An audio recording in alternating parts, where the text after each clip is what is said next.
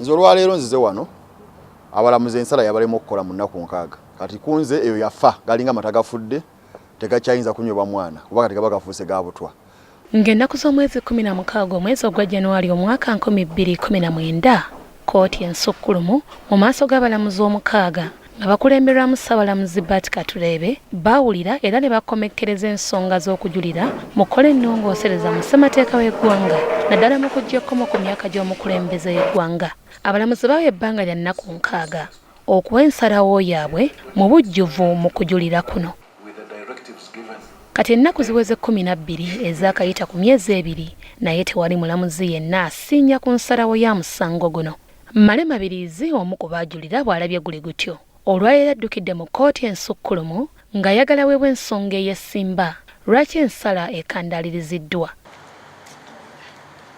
Obuwaayiro okuli akannamba 28 akatundu nnamba 1 n'ennamba 126 akatundu akookubiri bba mu ssemateeka. Mabirizi agamba buwe bbeetu omusango okuwulirizibwa mu bwangu n'okuwa ensala mu budde obutasukka nnaku 6 abalamuzi kye batatuukirizza. Mukube nali mpakanye embaale nabagamba bannaaye abalamuzi balwa okukola ensala neefa bona baluddewo okugikola nayo neefa.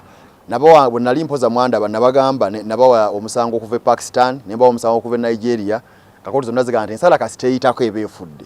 Mabirizi agamba enkola eno y'emu eyakolebwa abalamuzi mu kkooti etapula ssemateeka embaale bwe batyo ne basala omusango guno awatali kugoberera mateeka ko n'okulaga kyekubiira. Mbagambye amateeka gonna ag'ensi yonna aga Africa ne East Africa kagamba nti kkooti zirina okuba nga zeetengeredde nga zigoba ensala mu budde. Era nga amateeka gonna gagamba nti bw'otagaba nsala mu budde bw'olwawo ogaba ensala justice oba omumnya omuntu.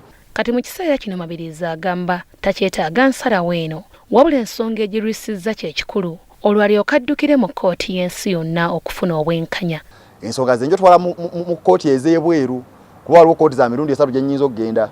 Waliwo kkooti y'ensi yonna, waliwo kkooti ya Africa ne ya East Africa. Naba ngenze ebweru bagee bannaye ne nabasaba ensonga z'ababula oba bampa ensonga za kibuggwe nnyo. Ensonga z'Amabirizi ku kkooti ensukkulumu zifuniddwa mu myuka w'omuwandiisi wa kkooti Godfrey Opifen era ng'essaawa yonna agamba mwetegefu okuwulira ekiva mu kisaka.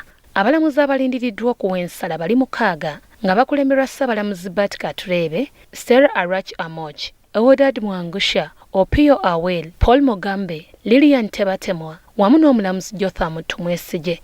Abaajulira mu musango guno era nga balindiridde ensalawo y'abalamuzi bano kuliko Mabirizi, ekibiina kya Uganda Law Society, ababaka nga bakulemberamu bannamateeka baabwe okuli Elias Lukwago wamu ne Ladislas Rakafuzi. Kinajjukirwa nti abalamuzi abana okuli amyuka Ssaabalamuzi Alfonso Winyidolo, Remi Kasule, Chebronio Barishiki wamu ne Elizabeth Musoke mu nsalawo yaabwe yakolebwa mu kkooti etapula ssemateeka bakkiriziganya n'ekyokujja ekkomo ku myaka gy'omukulembeze y'eggwanga kye bagamba nti kyakolebwa mu kugoberera amateeka wabula omulamuzi Kenneth Kakulu n'akiwakanya bwe yategeeza nti abalonzi tebeebuuzibwako. Nze Namammonde Deborah wano ku kkooti ensukkulumu e Kololo.